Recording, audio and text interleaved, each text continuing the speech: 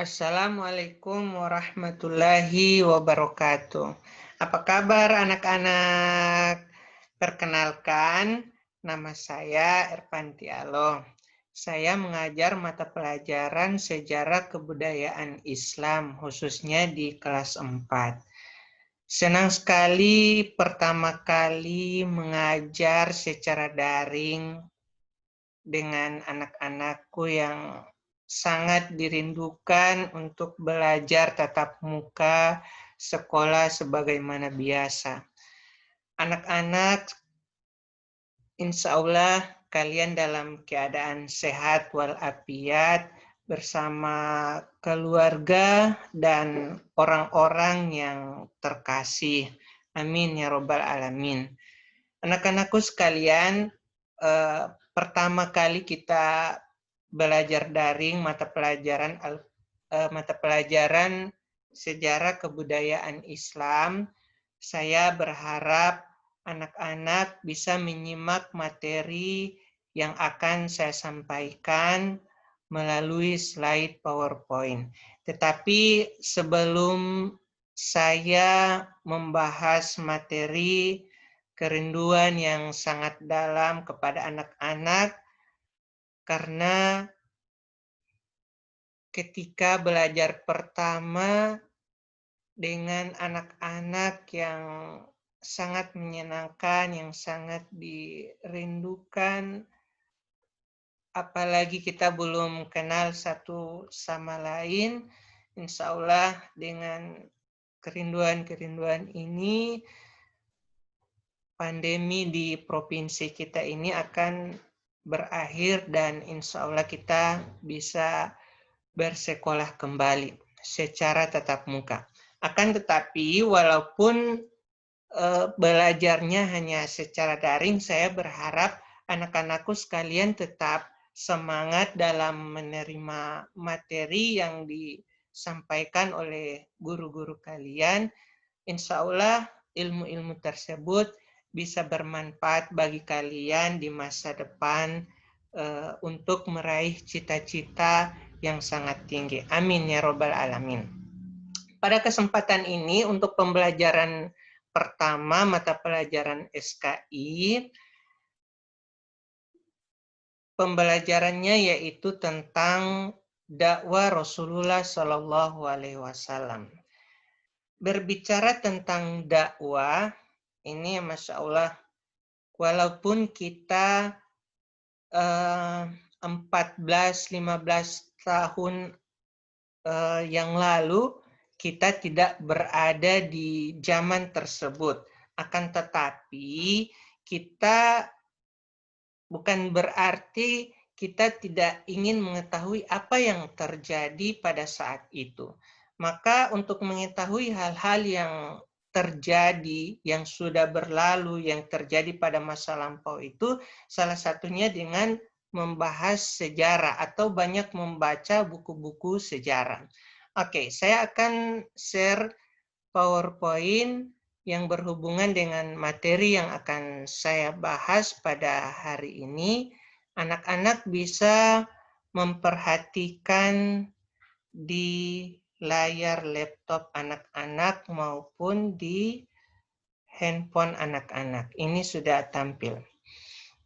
Ini slide pertama berisi tentang judul, kemudian di bawahnya ada peta konsep yang akan kita bahas, gambaran materi yang akan kita bahas ke depannya. Yang pertama, dakwah Nabi Muhammad SAW.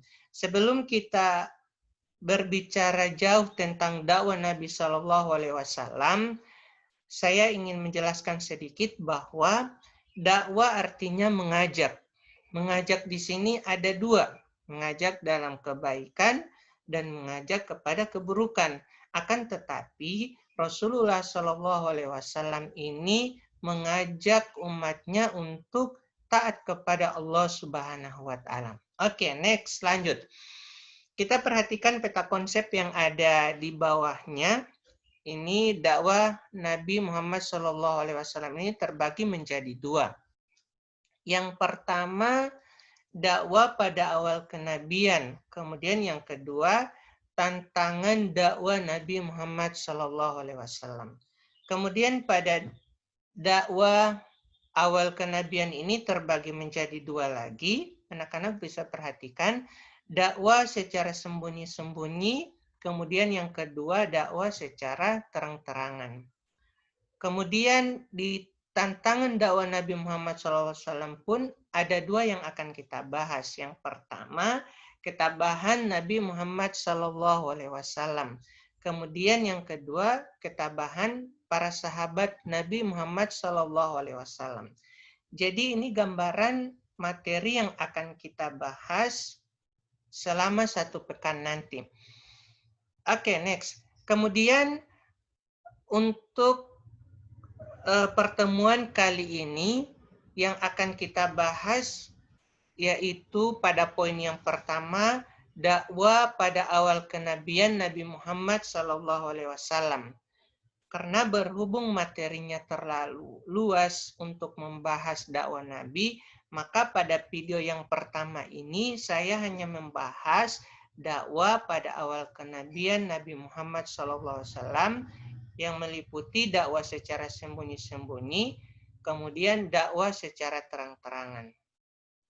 Oke, next. Lanjut slide berikutnya.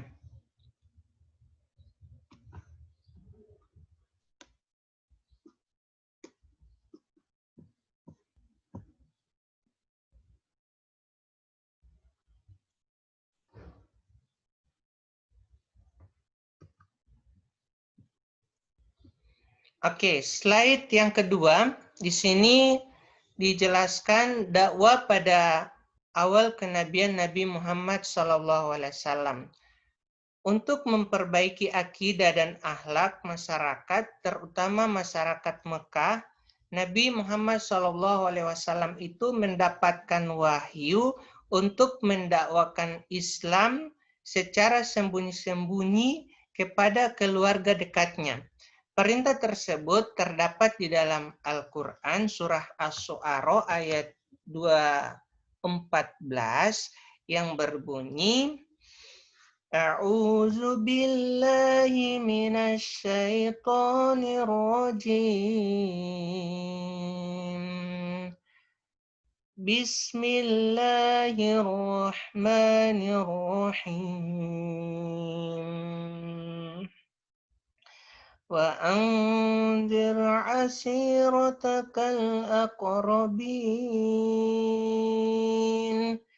Yang artinya, dan berilah peringatan kepada kerabat-kerabatmu, wahai Muhammad yang terdekat.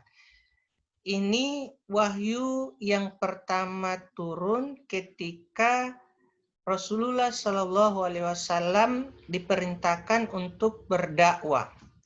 Ini termaktub di dalam Al-Quran surah Asy-Syu'ara ayat 214. Nabi Muhammad SAW berdakwah kepada keluarga Bani Hashim dan Bani Muthalib agar mereka masuk Islam. Oke, lanjut. Dakwah secara sembunyi-sembunyi. Dakwah secara sembunyi-sembunyi ini disebarkan dengan niat menyebarkannya, Nabi Muhammad menyebarkannya agama secara sembunyi-sembunyi. Hal ini dilakukan agar bangsa Arab tidak kaget menerima perubahan adat istiadat yang telah berlaku turun-temurun pada masyarakat tersebut. Dakwah pada saat itu dilakukan di rumah sahabat Nabi bernama Arqam bin Abi Arqam. Kemudian pada saat dakwah secara sembunyi-sembunyi ini, yang menerima dakwah Nabi SAW pada saat itu yang pertama Siti Khadijah. Siti Khadijah ini kita tahu bahwa istri pertama Nabi Muhammad SAW. Kemudian yang kedua yang masuk Islam Ali bin Abi Thalib atau saudara sepupu Siti Khadijah. Kemudian Zaid bin Kharitsah, ini mantan budak. Jadi saya jelaskan sedikit budak. Jadi pada masa Rasulullah SAW itu ada yang namanya budak. Kalau lebih istilahnya keren di kita adalah asisten rumah tangga. Ini artinya budak. Kemudian yang keempat, Abu Bakar. Ini 4 orang yang pertama yang menerima dakwah Rasulullah Shallallahu Alaihi Wasallam secara sembunyi-sembunyi. Di samping itu, 4 orang ini membantu Rasulullah Shallallahu Alaihi Wasallam dalam mendakwakan agama secara sembunyi-sembunyi lagi, yaitu kepada kerabat-kerabat mereka yang menjadi pelopor dakwah Rasulullah Shallallahu Alaihi Wasallam secara sembunyi-sembunyi inilah Abu Bakar. Abu Bakar menjadi salah satu pelopor yang sangat berperan untuk mendakwakan agama, membantu Rasulullah Shallallahu Alaihi Wasallam. Maka Abu Bakar berdakwah ini secara sembunyi-sembunyi, ada sekitar 10 lebih sahabatnya yang masuk Islam. Ini anak-anak bisa perhatikan di bawahnya. Ini yang pertama ada Jubair bin Awam, kemudian Utsman bin Affan, kemudian yang ketiga Sa'ad bin Abi Waqqas, yang keempat Tolha bin Ubaidillah, kemudian yang kelima Abdurrahman bin Auf, kemudian yang keenam Bilal bin Rabah, kemudian yang ketujuh Abu Ubaidah bin Jarrah, kemudian yang kedelapan Abu Salamah, yang kesembilan Fatimah atau saudara Umar bin Khattab, kemudian Ubaidah bin Haris. Ini sahabat-sahabat Abu Bakar As-Siddiq yang menerima Islam atau yang masuk Islam pada saat itu. Oke, next. Lanjut ya. Kita ke slide yang berikut. Jadi untuk anak-anak, apabila ingin bertanya, nanti sebentar. Oke, kemudian kita masuk di dakwah secara terang-terangan. Di sini dakwah secara sembunyi-sembunyi yang sebelumnya dilakukan oleh Nabi Muhammad SAW itu dilakukan selama 3 tahun. Dakwah secara sembunyi-sembunyi dilakukan oleh Rasulullah SAW dan para sahabat selama 3 tahun. Ini dakwah secara terang-terangan diperintahkan karena turun lagi wahyu untuk berdakwah secara terang-terangan kepada Rasulullah SAW. Ini terdapat di dalam Al-Quran, surah dakwah secara terang-terangan ini terdapat di dalam Al-Quran surah Al-Hijr ayat 94. A'udzu billahi minasy syaithanir rajim. Bismillahirrahmanirrahim. Fasda' bima tu'maru wa'arid 'anil musyrikin. Yang artinya, maka sampaikan Muhammad secara terang-terangan segala apa yang diperintahkan kepadamu dan berpalinglah dari orang-orang yang musyrik. Ini wahyu yang turun, perintahnya tentang dakwah secara terang-terangan. Dakwah secara terang-terangan ini dilakukan oleh Rasulullah SAW dan para sahabat, yang mana salah satu isi dakwah secara terang-terangan, Rasulullah SAW berkata kepada orang-orang Quraisy, ini seandainya aku beritakan kepada kalian bahwa di lembah sana terdapat pasukan berkuda yang hendak menyerang kalian, apakah kalian akan mempercayaiku? Orang-orang yang hadir pun serentak menjawab, ya, kami percaya. Kami belum pernah melihat kamu berdusta. Kemudian Rasulullah SAW bersabda lagi, jika begitu, dengarkanlah, demi Allah yang tidak ada Tuhan selainnya, aku adalah utusan Allah. Allah telah merintahkan aku supaya memperingatkan kalian, sembahlah Allah yang Maha Esa. Tidak ada Tuhan selain Allah, maka bila kalian ingkar, kalian akan mendapatkan azab dari Allah Subhanahu wa Ta'ala. Isi dakwah Rasulullah SAW ini, pada suatu ketika Rasulullah ini mengumpulkan orang-orang Quraisy ini hanya ingin menyampaikan isi dakwah tersebut. Ini semua orang-orang Quraisy ini berkumpul mendengarkan dakwah Rasulullah SAW. Maka pada saat itu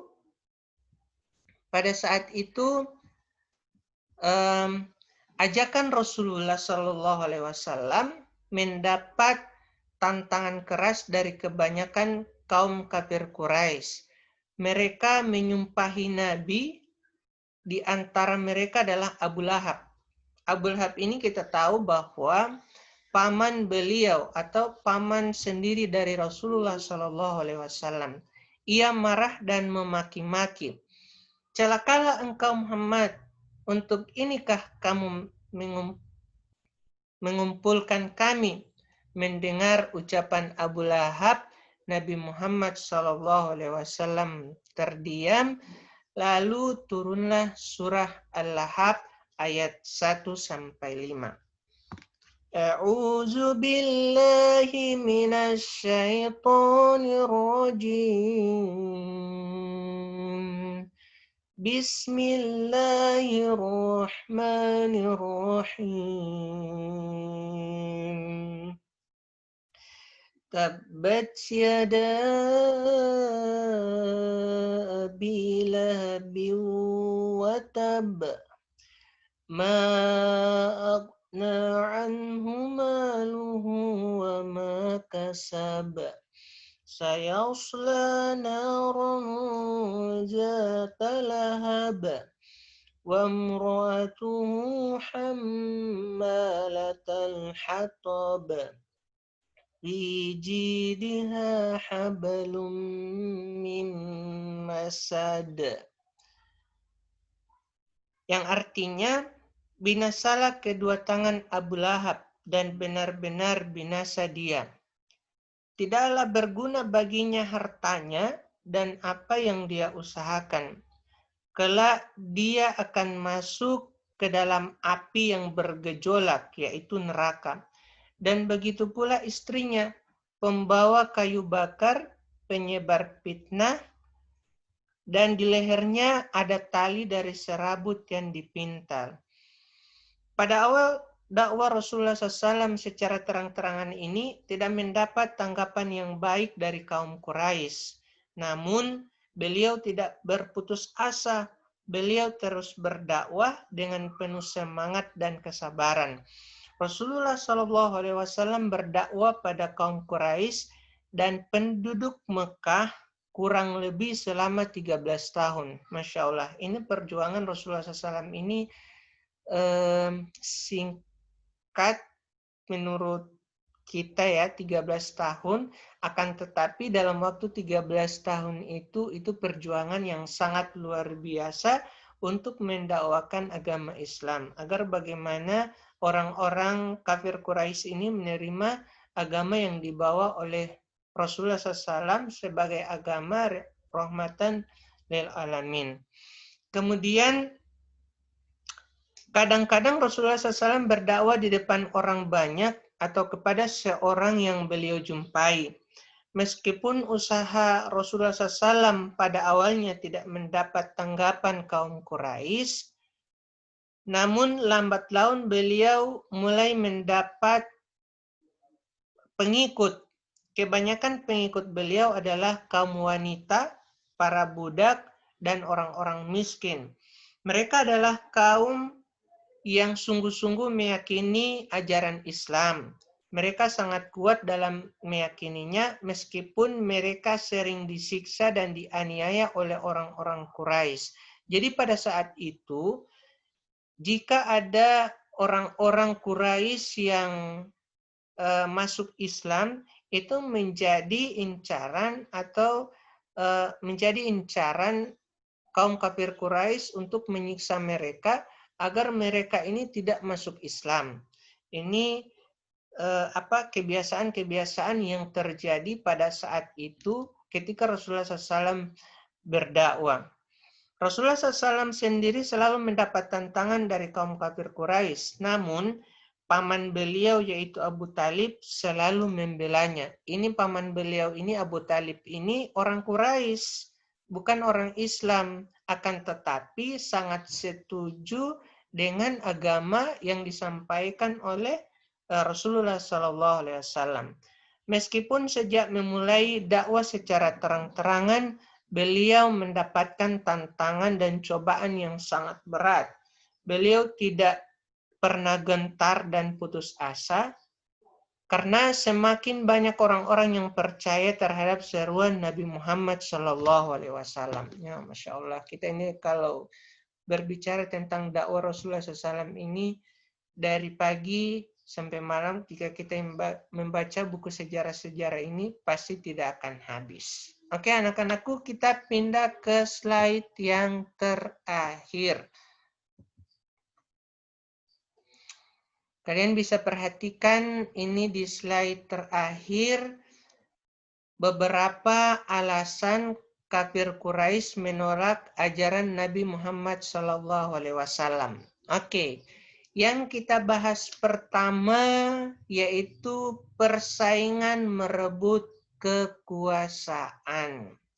Ini persaingan merebut kekuasaan. Karena pada masa itu terjadi perebutan kekuasaan antara suku. Orang yang mengikuti ajaran Nabi Muhammad SAW dianggap telah tunduk kepada Nabi Muhammad SAW dan Bani Hashim, sehingga suku yang lain menentang. Jadi pada masa itu, pada waktu itu Rasulullah SAW berdakwah itu, kaum kafir Quraisy itu hidup bersuku-suku. Jadi jika ada di antara suku mereka yang masuk Islam, maka mereka ini sangat menentang, sangat tidak suka bahwa yang dari suku mereka itu masuk Islam. Ini persaingan merebut kekuasaan. Kenapa? Karena misalnya suku dari kaum kafir Quraisy masuk Islam, otomatis akan masuk ke suku Bani Hashim, sukunya Rasulullah SAW. Kemudian yang kedua yaitu hilangnya kasta. Nah, ini kasta ini adalah seperti jabatan atau status sosial. Pada masa itu, masyarakat Quraisy hidup berdasarkan status sosial atau kasta, di mana terdapat majikan dan budak. Budak adalah milik majikan yang bisa dijual beli, yang bisa dijual belikan. Jadi pada masa itu, orang-orang itu hidup berdasarkan status sosial. Misalnya, orang yang kaya hanya berteman dengan orang kaya. Itu status sosial yang terjadi pada saat itu. Sehingga di situ hilangnya kasta itu maksudnya itu mereka hidup hanya sesuai dengan kesetaraan mereka, hidup yang setara dengan mereka itu.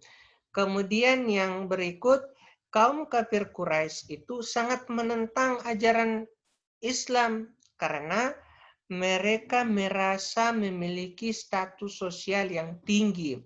Mengapa mereka menentang dakwah Rasulullah SAW? Karena mereka menganggap bahwa mereka ini adalah orang-orang yang berada, orang-orang yang paling kaya dari orang-orang Islam. Maka ketika ada suku dari mereka yang masuk Islam, itu mereka sangat menentang ajaran agama yang disampaikan oleh Rasulullah. pada agama Islam mengajarkan untuk saling menghargai satu sama lain. Ini Masya Allah, agama ini luar biasa. Kemudian yang berikut, yang terakhir, hilangnya perdagangan patung. Mohon maaf ya, di sini di slide saya salah tulis. Jadi yang berikut yang terakhir itu hilangnya perdagangan patung. Kenapa? Kaum kafir Quraisy adalah penyembah berhala. Mata pencaharian masyarakat pada waktu itu adalah membuat dan menjual patung-patung yang menjadi sesembahan mereka. Mengapa kekhawatiran mereka ini hilang perdagangan patung? Karena kalau suku-suku mereka ini masuk atau menerima ajaran yang diberikan oleh Rasulullah SAW, yang didakwakan oleh Rasulullah ini, maka sudah tidak ada lagi yang membeli patung-patung yang mereka buat untuk dijadikan menyembah berhala. Jadi hilangnya perdagangan patung ini, mereka mengkhawatirkan bahwa pendapatan ekonomi mereka ini akan berkurang dengan adanya suku-suku dari mereka ini masuk ke agama Islam. Jadi ini beberapa ulasan materi tentang dakwah Rasulullah SAW pada awal kenabian. Insya Allah anak-anak bisa memahami materinya, dan jika ada hal-hal yang belum jelas, anak-anak bisa bertanya. Saya berharap ada anak-anak yang ingin bertanya, maka saya akan buatkan video kembali tentang pertanyaan-pertanyaan yang ditanyakan oleh anak-anakku sekalian. Jadi itu sekedar ulasan materi yang sangat singkat dari saya, dipahami dengan baik-baik. Saya doakan kalian diberikan kemudahan, karena segala aktivitas ini kita sandarkan kepada Allah Subhanahu wa Ta'ala. Jadi untuk pertemuan pada kesempatan ini saya akhiri. Saya mohonkan maaf hanya bisa mengajar secara daring karena keadaan yang saat ini yang melanda provinsi kita, sehingga kita tidak bisa atau belum bisa belajar secara tatap muka. Walaupun hanya belajar secara daring seperti ini, saya berharap anak-anak tetap semangat dalam belajar, karena satu ilmu itu akan bermanfaat ketika kalian untuk mencapai cita-cita kalian di masa depan nanti. Oke, sampai jumpa anak-anakku. Insya Allah suatu saat nanti kita berjumpa, bisa belajar secara tatap muka. Salam kenal dari saya. Bye-bye. Assalamualaikum.